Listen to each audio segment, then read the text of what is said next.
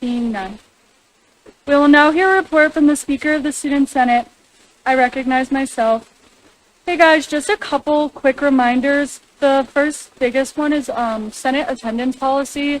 Just a reminder, it's 3 total for Senate sessions or any mandatory events, or 3 total committees altogether.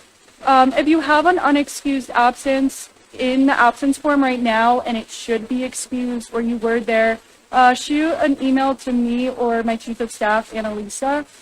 I know it's a lot right now. There's a lot of interviews going on, but it's going to die down soon, and we're going to get full into initiative work and cross-branch collaboration. So just stick with it, and please communicate to your chairs. Make sure they're aware if you're not going to be there. Not just the chair, but the vice chair too. They are the person that does do attendance. And then the communication for committees right now is GroupMe for everything. If you guys are finding a lot of issues with that and communication issues within that, I'm open to exploring other ways we can work around that, because I know some people miss GroupMe sometimes. With that, SGY training is coming up. Make sure you RSVP. The RSVP is due this Friday. You have to fill it out if you're coming or if you're not coming. If you don't fill it out, it's an automatic unexcused, and there will be food. So if you don't fill it out and you end up going, you're not going to get food, unfortunately. So make sure you fill that out. Also, our first Senate bonding is tomorrow night. Please fill out the RSVP if you want to come hang out. It's going to be the Gamecock Entertainment laser tag that's on Black Field. I believe it's 8 o'clock to 11. Tomorrow during the day, once all the RSVPs are filled out, Gabby, our Director of Internal Affairs, is going to make a group chat so everyone knows who's going and everyone can look for some friends. And then the codes are updated as of today. Thank you, Elijah. Moving committees, unless you are a vacant seat senator, you can no longer motion in and out of committees now. It has to be through a memo sent to my office. The memo template is in our template folder. And last thing, I will be away next week with the tennis team. We have SECs, so hopefully I'm away for a long time because that means we're winning. But in that case, any questions that you have, you can direct them towards Annalisa, my chief of staff. Just CC me on the email. But other than that, she's got most of this stuff covered. She can answer most of your questions. And then Speaker Pro Tempore Fry as well. He will also be doing the Senate session next week. So if you have anything to do with that. And because of that, please, please, please get everything in by the due date and everything in by 12 on Wednesday so that we can prepare him for an awesome Senate session. And I yield my time to questions. Are there any questions? Senator Morgan?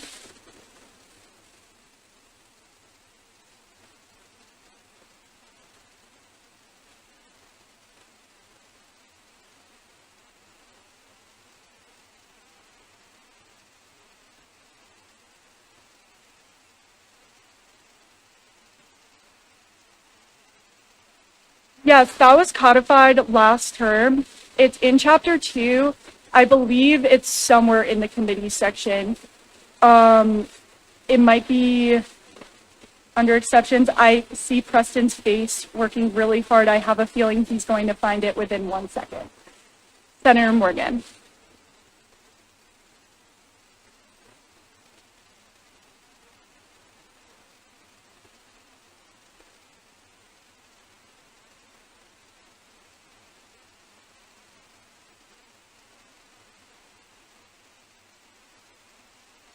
Awesome. Any other question? Chairwoman Cumby?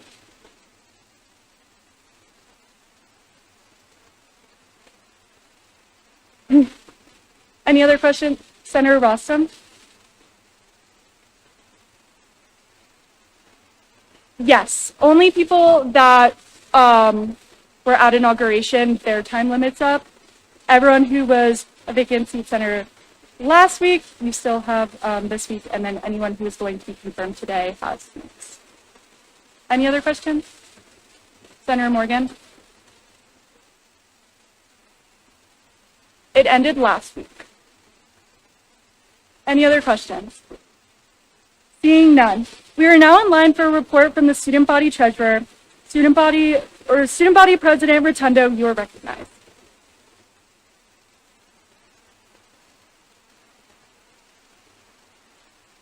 Hey everyone, hope everybody had a good weekend.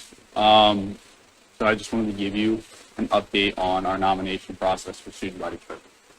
So over the past few days, I, along with my advisory committee, which is made up of myself, Vice Chair Ben Roach of the Finance Committee, Kiki Dapolito, Myron Harris, and the SG advisors, have had the pleasure of interviewing 6 highly qualified candidates for student body treasurer. The committee and I asked standardized questions to all candidates to gauge their knowledge and potential performance in this role. We also required each candidate to come prepared with a detailed action plan which outlines their priorities and visions for the Treasurer's branch. After approximately 2 hours of intensive deliberation, the committee and I came to the decision that Thomas Spurgeon is the best candidate to serve in this role. Tommy came to do his interview extremely prepared, and he was able to answer our questions and articulate the reasoning behind the contents of his detailed action plan. His experience as Senate Finance Chairman allows him to hit the ground running as treasurer and to elevate this branch to new heights. And I am confident that you will all be pleased with this candidate, and I encourage you to speak to Tommy about his vision for the office of treasurer, regardless of whether you're on one of the committees that will be interviewing. In the meantime, I will continue to serve as acting treasurer, so please direct any questions about the branch to me and I will answer as soon as possible. When I say I'm acting treasurer, I have the roles and responsibilities of the treasurer. I'm not literally the treasurer. Does that okay. I yield to questions. The student body president yields to questions. Are there any questions? Seeing none. Thank you. We are now in line for a report from the student body vice president. Vice President Myron Harris, you are recognized.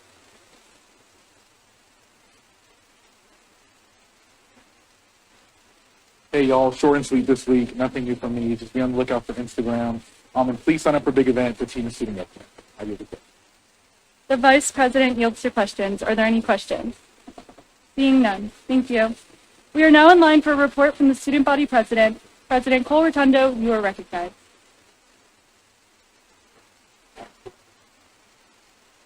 Hi guys, I'm back. So before I get into my big update, Speaker Dapolito mentioned something about GroupMe and whether or not y'all like that. I just had a meeting with Circlein today. This is a platform that the school already pays for.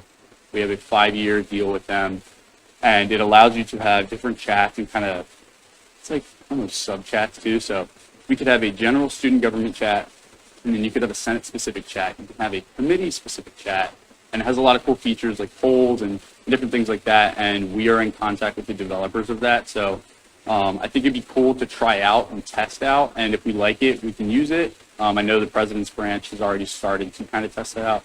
And then if we have any suggestions on what we want to see improved about it, we have direct access to the developers. So that's just something cool to consider. A little bit of a bigger update. So I am currently considering vetoing SBL 11801, and I would like to explain my reasoning for that in depth. So I believe that selectively restricting FROCO from joining a campaign puts FROCO at a disadvantage and hurts the ability of freshman council members to be involved in campaign leadership, which can negatively impact their place in SU leadership positions. And I have a very big example of that. So 3 years ago, Cameron Eubanks ran for the Speaker of the 115th Student Senate. And when he was looking for a campaign manager, he reached out to Courtney Tax, who was a freshman council member.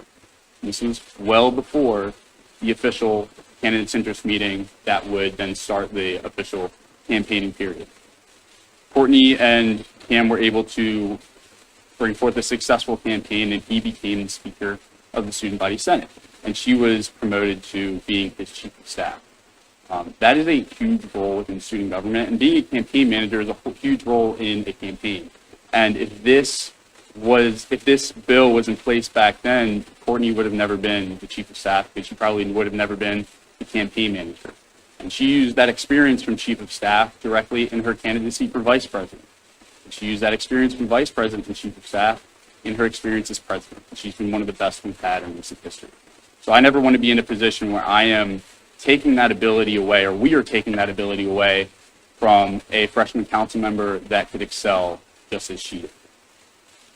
I also have concerns about how this could possibly infringe on a freshman council member's freedom of association.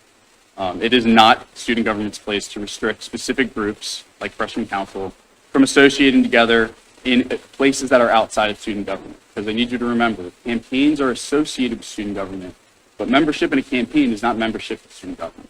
And I think this sets a very dangerous precedent in what we can regulate outside of our specific organization, especially when it targets a specific group of students.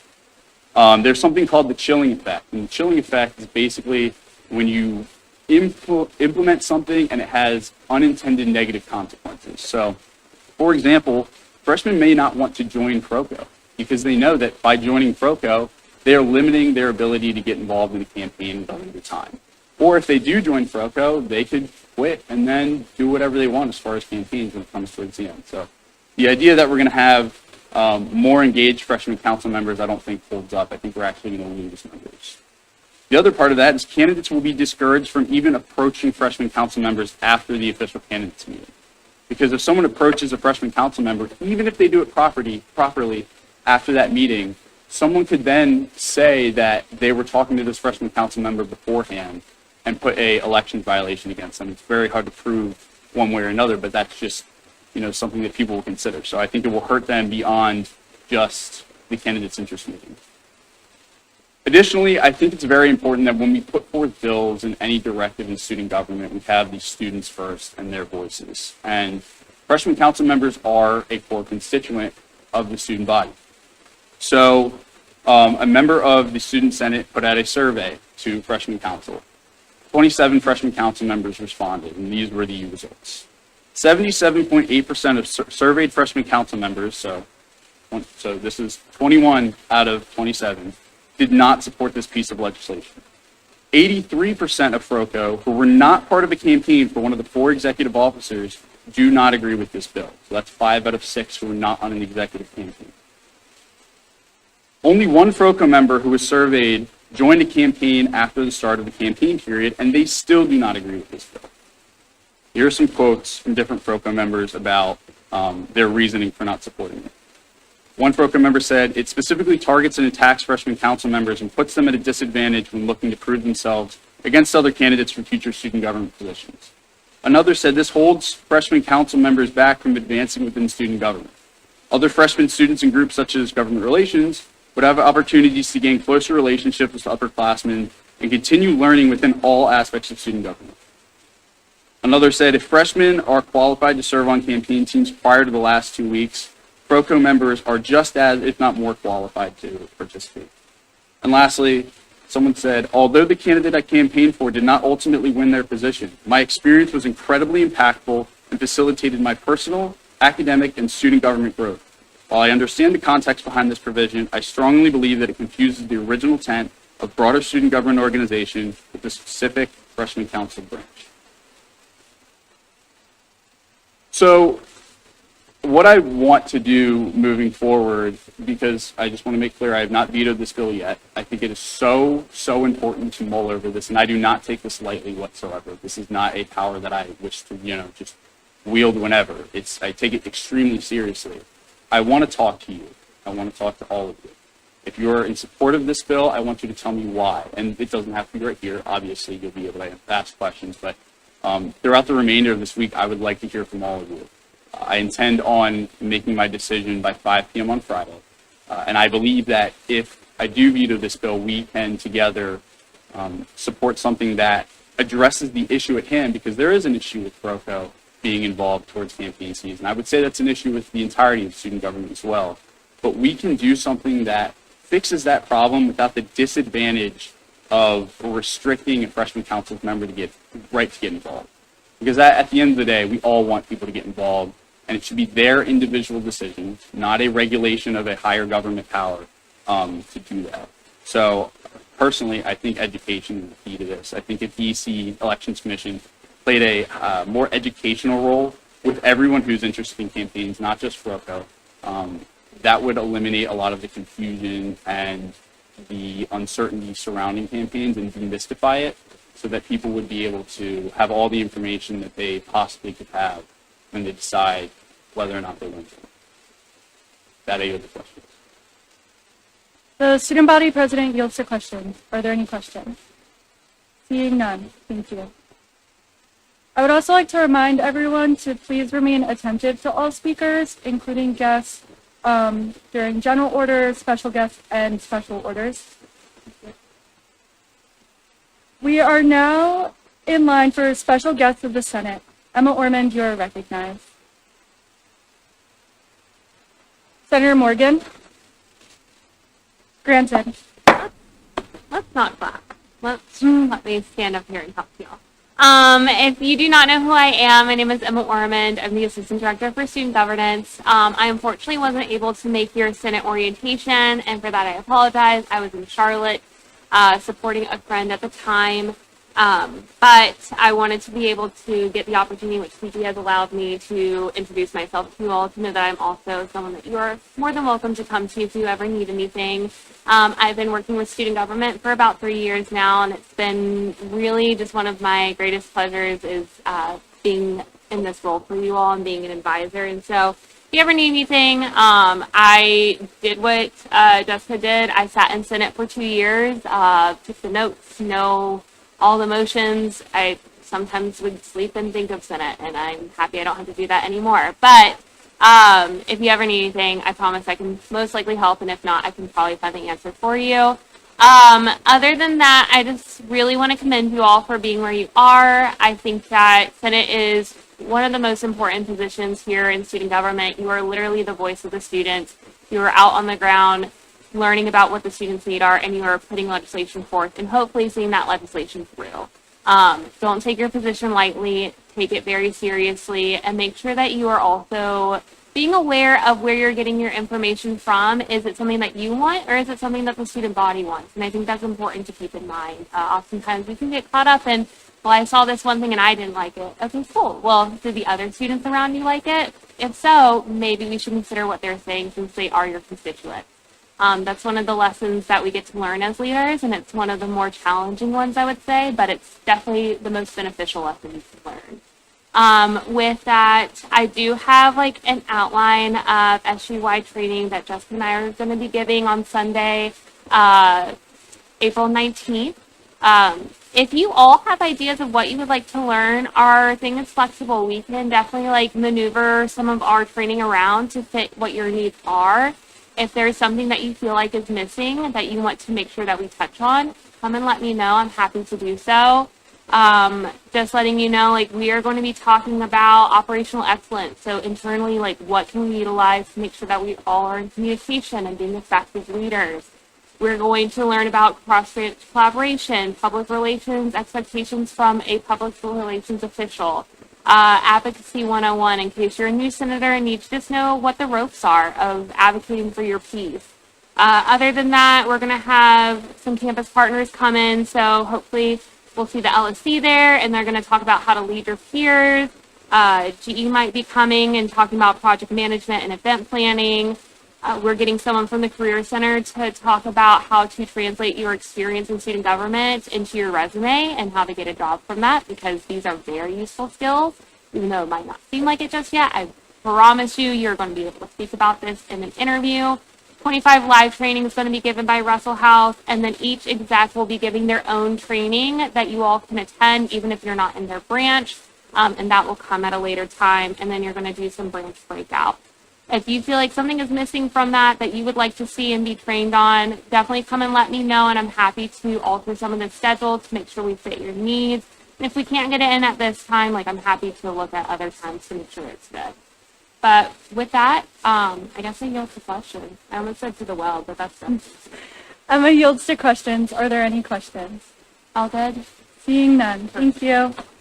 We are now in line for special orders of the Senate. Are there any letters, petitions, appointments, applications, or other the clerk will now read? A communication from the office of the student body president concerning the nomination of Tommy Spurgeon to the position of student body treasurer. The nomination is referred to the Finance, Judiciary, and Powers and Responsibilities Committees. Continuing on with the special orders of the Senate, are there any petitions, appointments, applications, or other the clerk will now read? A communication from the office of the Speaker of the Student Senate concerning the resignations of J.C. Vaught and Laura Hamilton from the position of student senator. Received. Continuing on with the special orders of the Senate, are there any petitions, appointments, applications, or other the clerk will now read? Applications of Jacob Wiseman, Robert Alberto, Cameron Solo, and Rain Dice to be seated in the 118th Student Senate. The applications are referred to the Powers and Responsibilities Committee. Continuing on with the special orders of the Senate, are there any petitions, appointments, applications, or other the clerk will now read?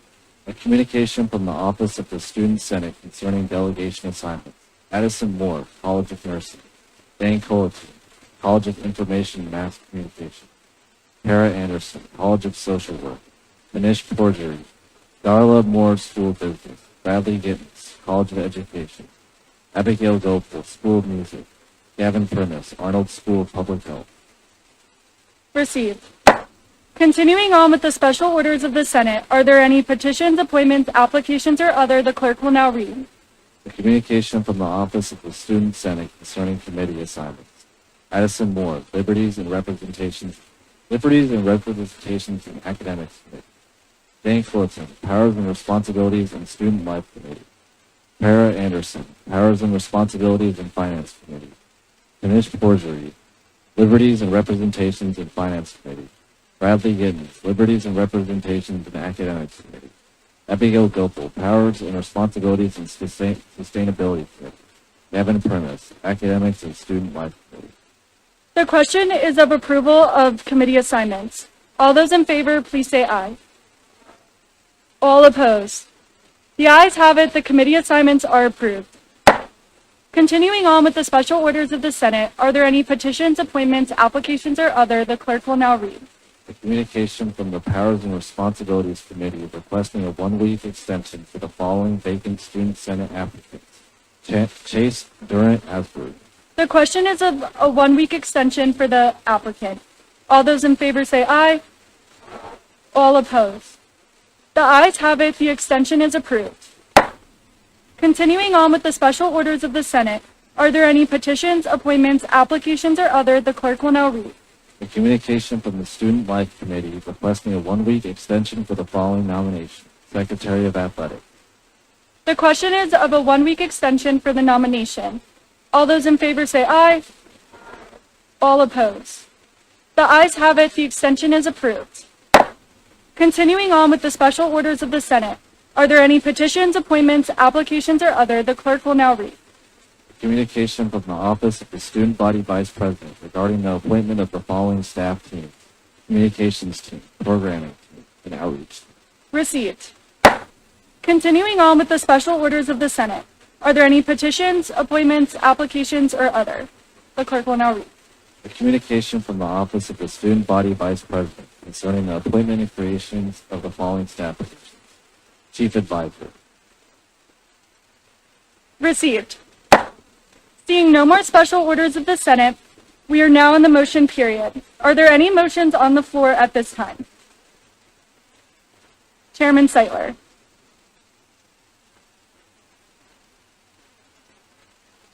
There has been a motion to confirm Matthew Santi to the position of Secretary of Academics. Is there a second? All those in favor say aye. All opposed? The ayes have it. The nominee has been confirmed. Continuing on with the motion period. Chairwoman Modica.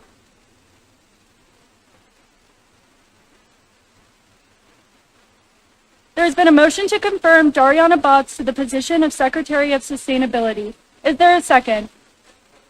All those in favor say aye. All opposed? The ayes have it. The nominee has been confirmed. Chairman Terhune.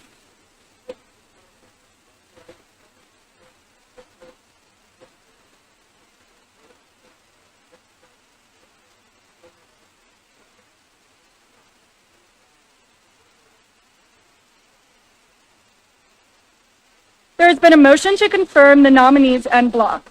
Is there a second? Without objection, so ordered. The question is to confirm the nominees en bloc to their nominated positions. All those in favor say aye. All opposed? The ayes have it. The nominees have been confirmed. Chairwoman Cumby.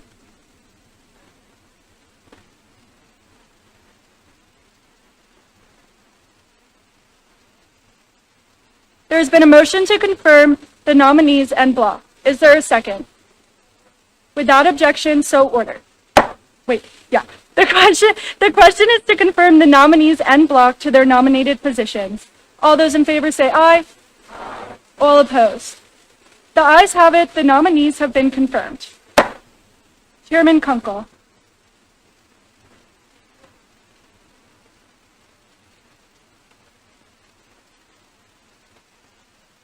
There's been a motion to confirm the nominees en bloc. Is there a second? Without objection, so ordered. The question is to confirm the nominees en bloc to their nominated positions. All those in favor say aye. All opposed. The ayes have it. The nominees are confirmed. Chairwoman Sands.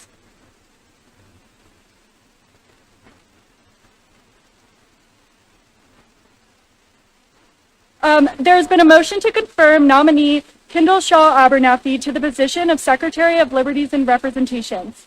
Is there a second? All those in favor say aye. All opposed. The ayes have it. The nominees have been confirmed. Chairwoman Loser.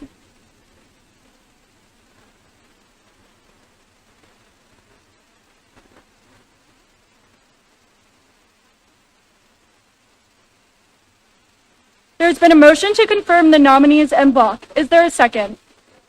Without objection, so ordered. The question is to confirm the nominees en bloc to their nominated positions. All those in favor say aye. All opposed.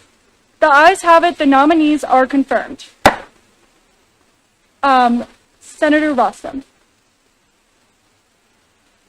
There's been a motion to remove Senator Rostam from the Student Life Committee. Is there a second? Without objection, so ordered. Senator Rostam.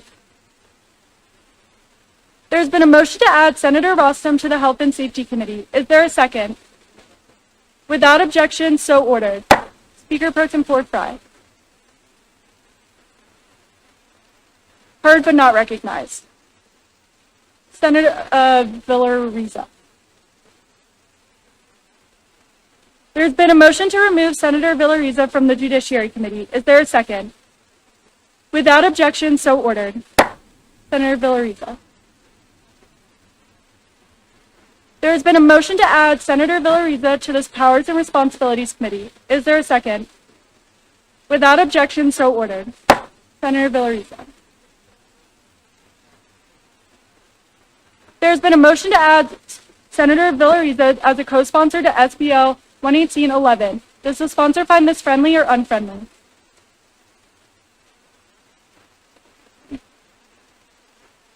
Senator Villaraiza has been added to SBL 11811.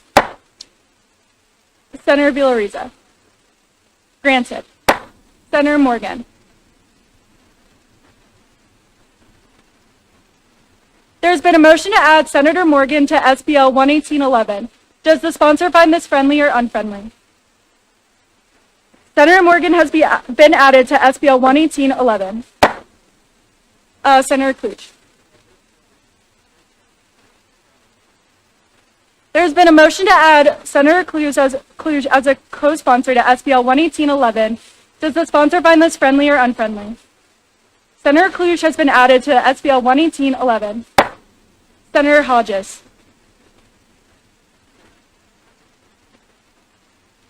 There's been a motion to appoint Senator Hodges as Senator Patel's proxy. Is there a second? Without objection, so ordered. Senator Morgan.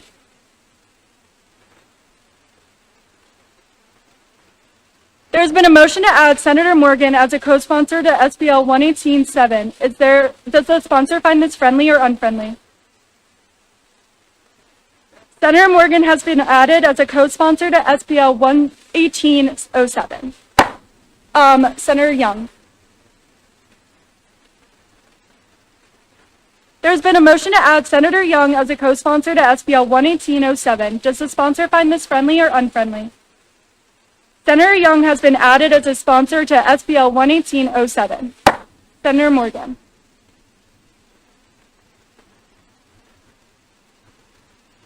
There's been a motion to add Senator Morgan as a co-sponsor to SBL 118-12.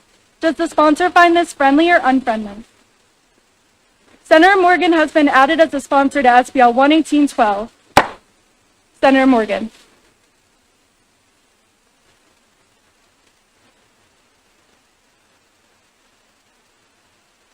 There has been a motion to add Senator Morgan as a co-sponsor to SBL 11810. Does the sponsor find this friendly or unfriendly? Senator Morgan has been added as a sponsor to SBL 11810. Chairman Kunkel. There's been a motion to suspend the rules to allow the newly confirmed nominees to take their oaths of office. Is there a second? Without objection, so ordered. Anyone who has just been confirmed can come up here, and our Speaker Pro Tempore, Matt Fry, will be giving the oath of office.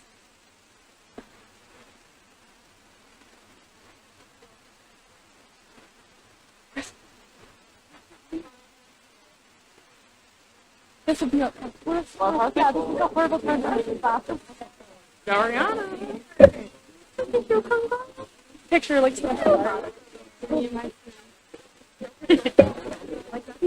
we're all friends. I feel like I'm short enough to go. Hello.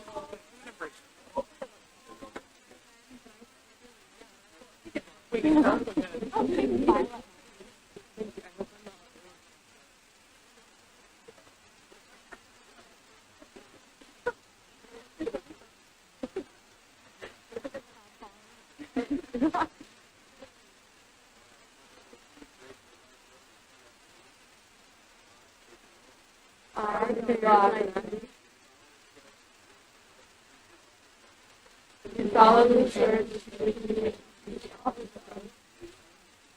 Secretary of Liberty to abide by the student government constitution and service, to uphold the Carolinian Creed, and to represent my constituents to the best of my ability.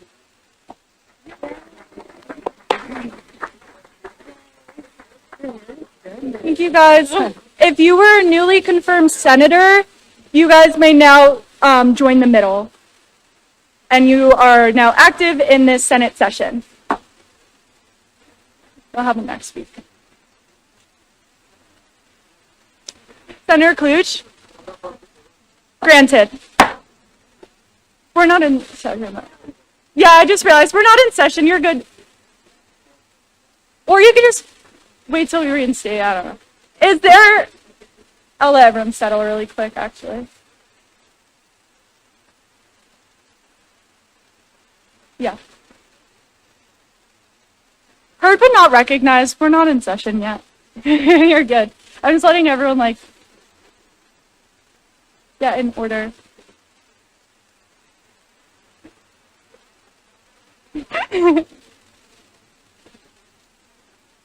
Awesome. Is there a motion to reinstate the rules? Is there a second? Without objection, so ordered. We are continuing on with the motion period. Are there any motions on the floor at this time? Senator Gopel. There's been a motion to remove Senator Gopel from the Powers and Responsibilities Committee. Is there a second? Without objection, so ordered. Just a reminder, these are all the group meets for the committees. So if you're leaving or joining, feel free to scan during the Senate session. This is the one time I won't get mad that you're on your phones. We are continuing on with the motion period. Are there any other motions? Senator Primus. There's been a motion to add Senator Primus to the Health and Safety Committee. Is there a second? Without objection, so ordered. Senator Primus. There's been a motion to remove Senator Primus from the Academics Committee. Is there a second? Without objection, so ordered. Remind me your name. Senator Colleton.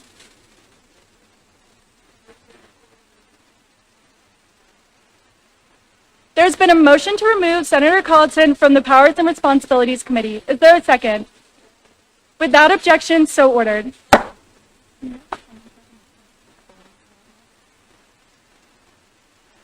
Speaker Pro Tempore Fry.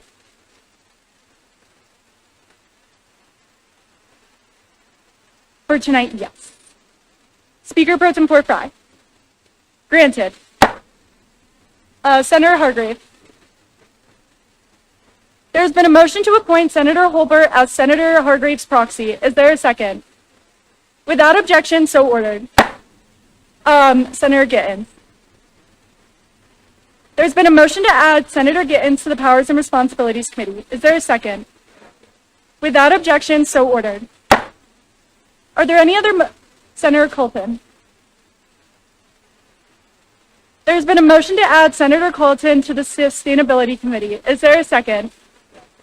Without objection, so ordered. Are there any other motions on the floor at this time?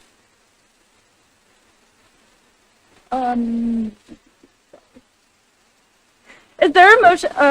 Nope. Seeing no more motions, is there a motion to dispense the motion period? Is there a second? Without objection, so ordered. We are now in line for the call of the introduction of new legislation. The clerk will now read. SBL 11807, a bill to create rules and regulations for delegation chairperson. Senator Lewis, you are recognized to speak on this legislation.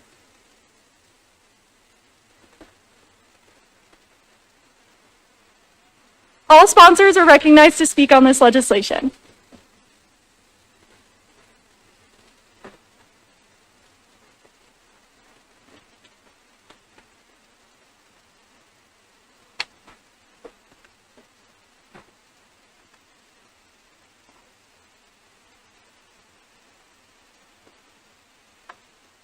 Senator Hargrave. Granted. Yeah, so this is pretty simple. I wasn't sure, I think. Let me just dive into this. So basically, if you look at our codes right now, probably written, it says that delegation, and it also says what delegation chairs should do, but it's very vague. There's not very much, written in there what the delegation chair should do. So basically, if you look at the bill I have written there, given a lot of, substance of what, delegation chair should be. Basically holding monthly meetings, how they're reporting, they're giving monthly reports, the attendance requirements. They need to do at least 2 initiatives per Senate term. So roughly they could be, one each semester and things like that. So I think that's what it kind of does. But it also gives more, backbone to the delegations for our delegations because you are representing your colleges. So if you hold a delegation meeting, you can advertise it to your college and allow students to come if they attend your delegation meeting, we want to talk about tables and delegation. So it gives us the backbones for the codes and amendment. So I think it's a great baseline for us to start with, but we can also expand it for more opportunities like that.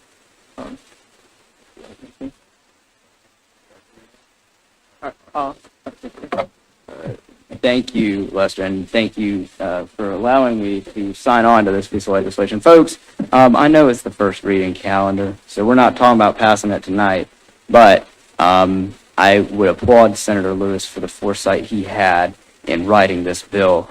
Let me give you all some context, okay?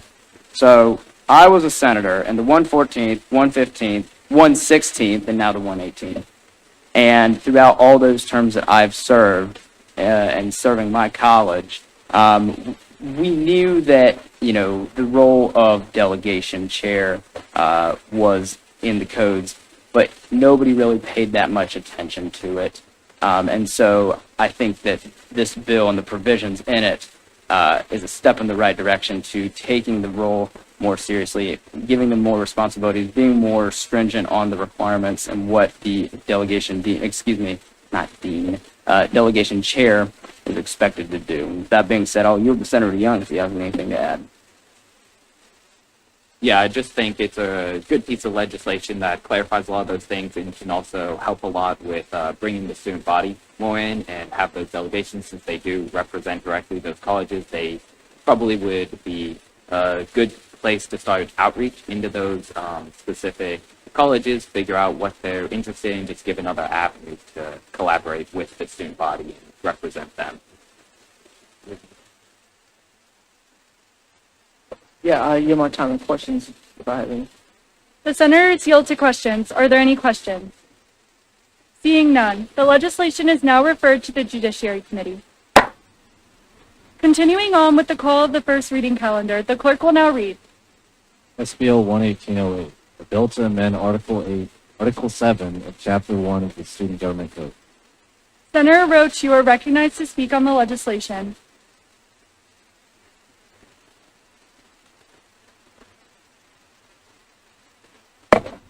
Thank you. I just wanted to introduce this bill to fix a few things in the ProCo codes right now. I noticed there were a lot of things that needed updating or otherwise fixed to align with what currently happens in freshman council and what the vision of vice president is for the program going forward. So it just changes a few things about expectations of members, clarifies a few of the processes for the selection of members, the appointment of members, the removal of members, clarifies attendance, Senate speakers, updates committee positions. It clarifies the role of the vice president in a lot of things, and I feel like it just kind of cleans up the ProCo code a bit. But I know this is first reading, so if anybody has any initial questions on the bill, I'm happy to take them now or answer them next week. I yield the floor. This vice chairman yields to questions. Are there any questions? Senator Young.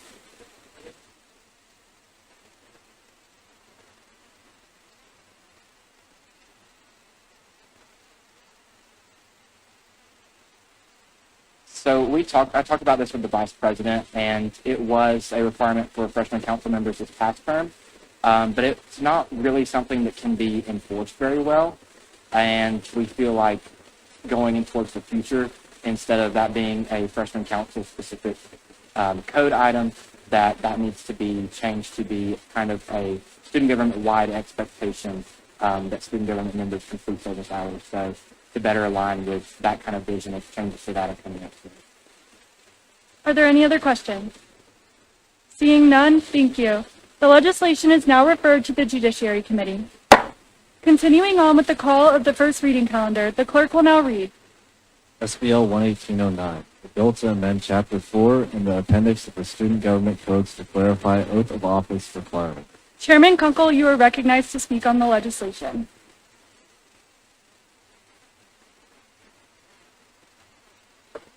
All right, so I'll try to be brief with this.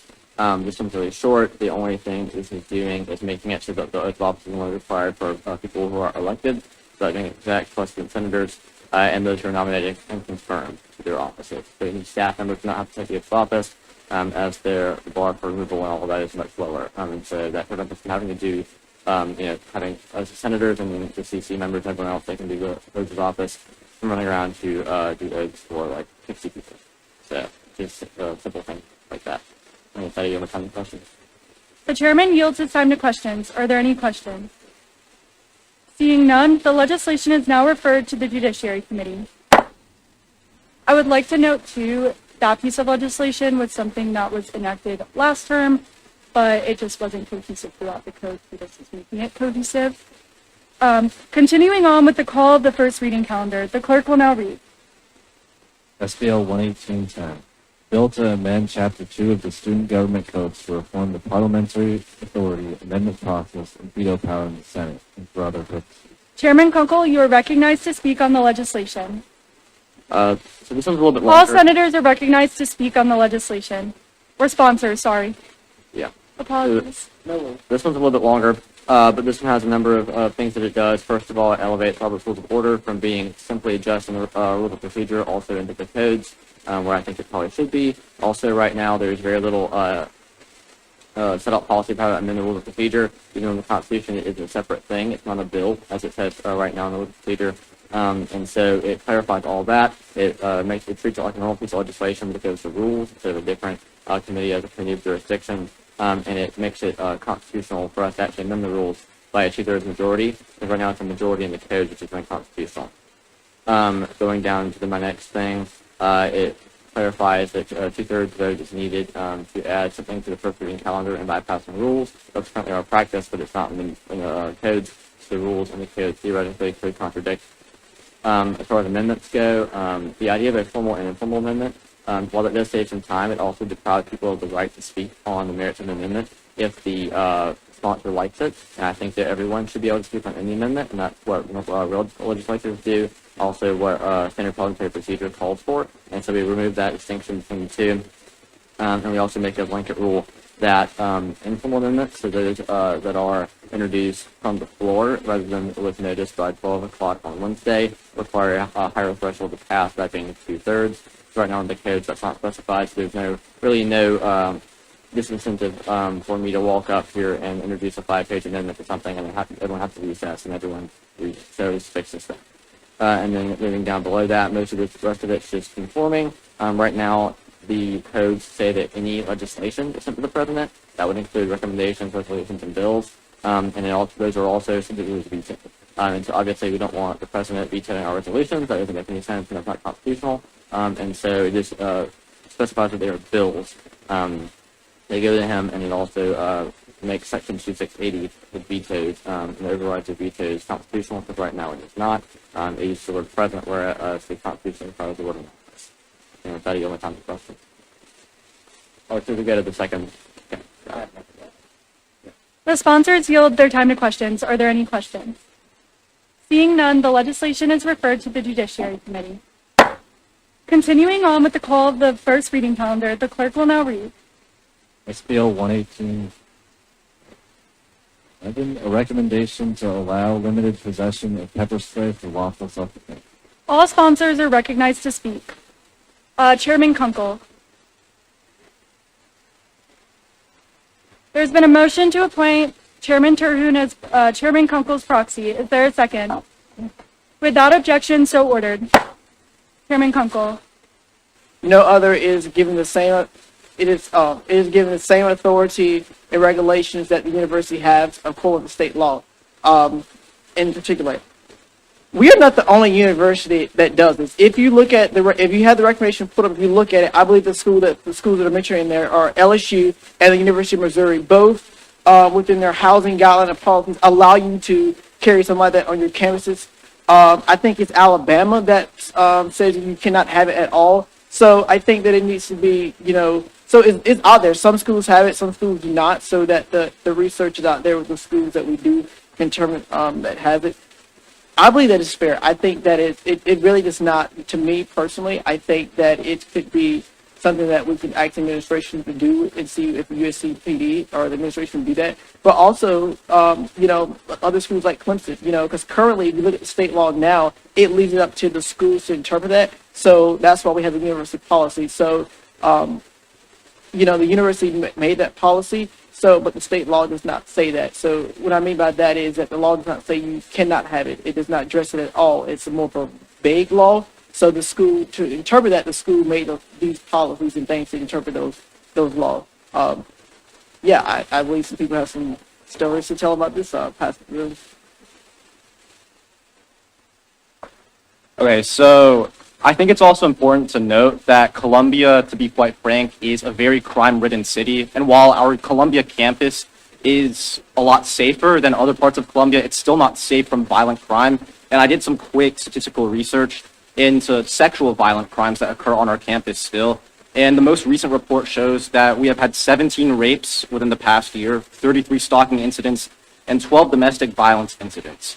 And it's alarming that this is happening on our campus, and this could happen to anyone. It could happen to anyone in this room.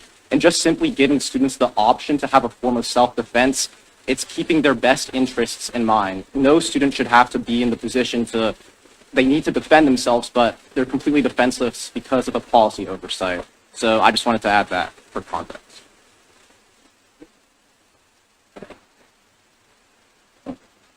Yeah, I don't know. Can you hear me? Yeah, okay.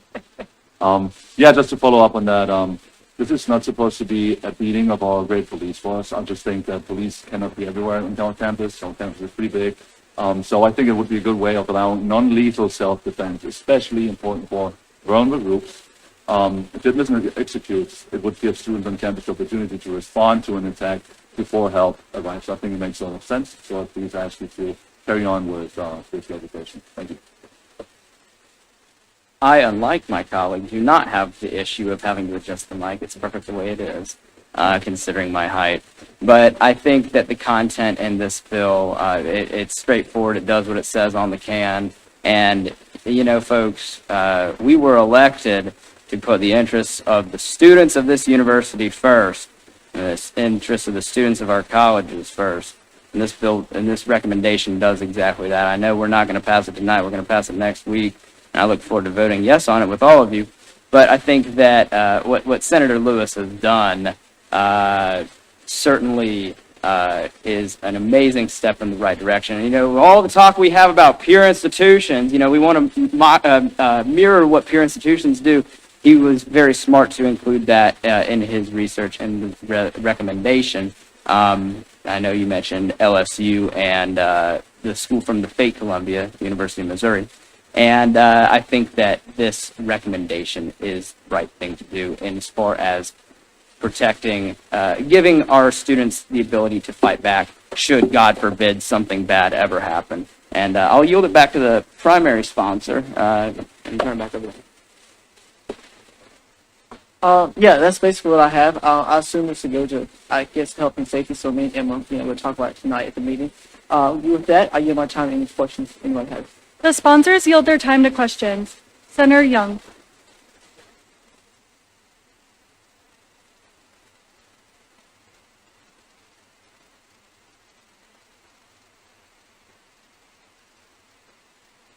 I'm not entirely aware of that. Why?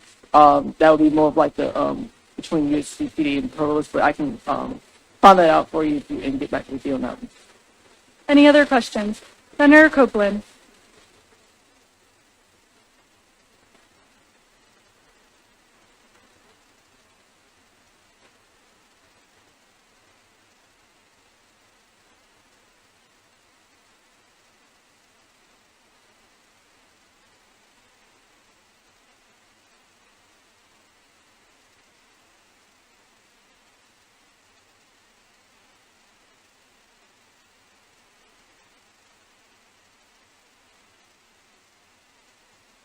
Yes, I totally hear your question.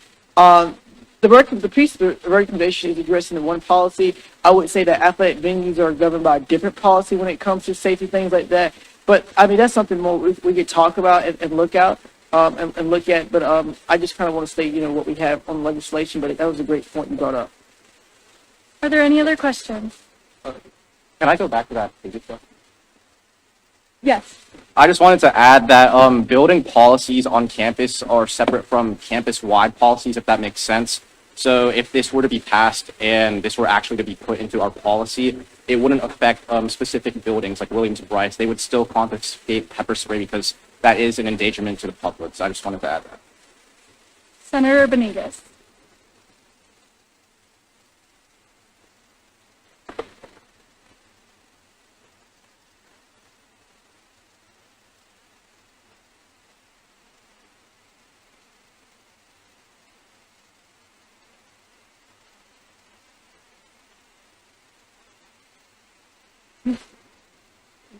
Any other questions? Seeing none, the legislation is referred to the Health and Safety Committee. Continuing on with the call of the first reading calendar, the clerk will now read. Bill to amend the student government constitution to adjust the credit hour requirement for student body president. The sponsors are recognized to speak on the legislation. Oh. Moore. Senator Moore. There's been a motion to appoint Senator Gittin as Senator Moore's proxy. Is there a second? Without objection, so ordered. Senator Moore. Granted. Senator Roach. There's been a motion to appoint Senator Rostam as Senator Roach's proxy. Is there a second? Without objection, so ordered. Senator Roach. Granted. Yeah. So if you look at this bill that I have submitted, this Constitution amendment, it's just two redactions on there. It's pretty simple, I think. Going from one number to another number, 45. 45 credits is what I'm proposing that we go to. Now, you may be thinking, why do we need to go to 45? When I look at president, it says 60. Then I go down to Speaker of the Senate, 45. Vice President, 45. Then I get the Treasurer, big gap, Big gap. I said, well, it's got to be 45. And I think that if we have, let me just break this down one or two things. If we got someone managing money, finances here on campus, two, they are representing us on university boards and policies like that and situations. And three, they are representing students' money that are coming from what they're paying to this school.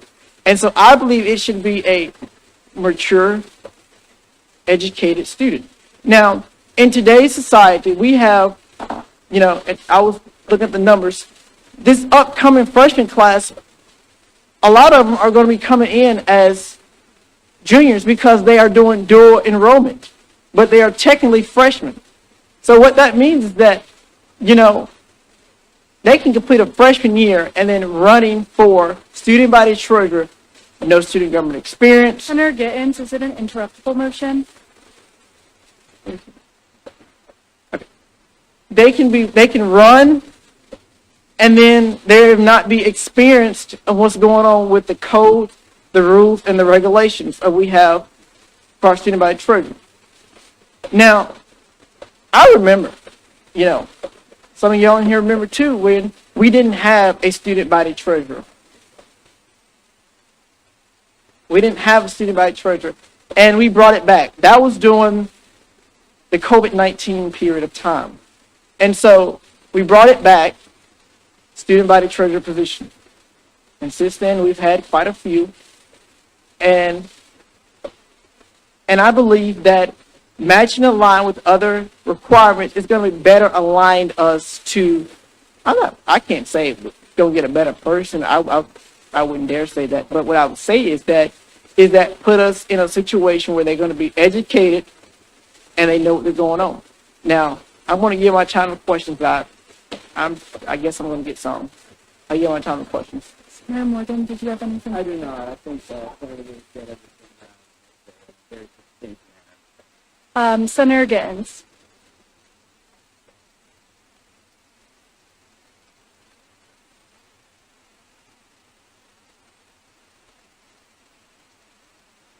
It's overall, I can answer this, Yeah, I'm sorry. thank you.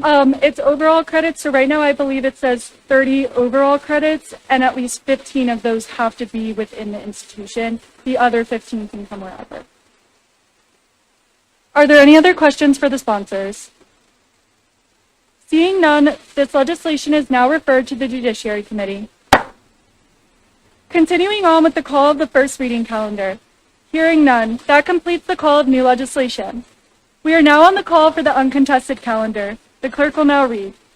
Hearing none, that completes the call of the uncontested legislation.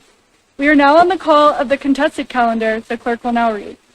Hearing none, that completes the call of the contested legislation. We are now in line for a period of open discussion. Does any senator wish to bring a matter of attention to the body? Hearing none. We are now in line for a period of announcements. I recognize myself really quick, I swear. Anyone who was newly confirmed, or if you're making up last week's training for a vacant seat Senate, make sure to stay around. There might be a lot of us, so it might not be my office. We might go somewhere else in the LSC. But for right now, just meet in my office and we'll go from there. I yield my time to the well.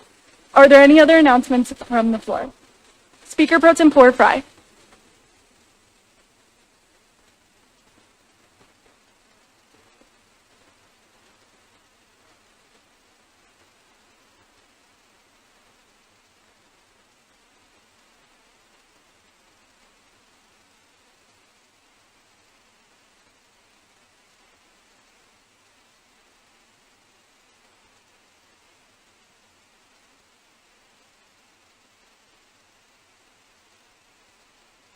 Senator Hodges?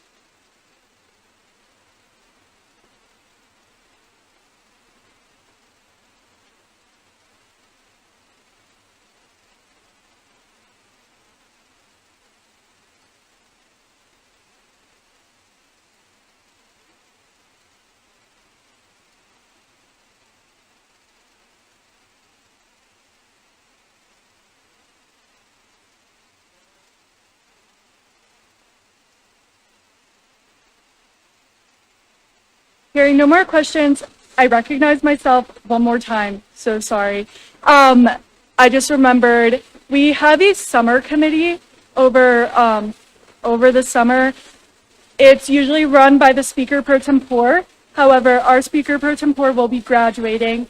So the last Senate session, when all of our grads do have to eventually resign from Senate, we will be having another speaker pro tempore election for anyone who is interested.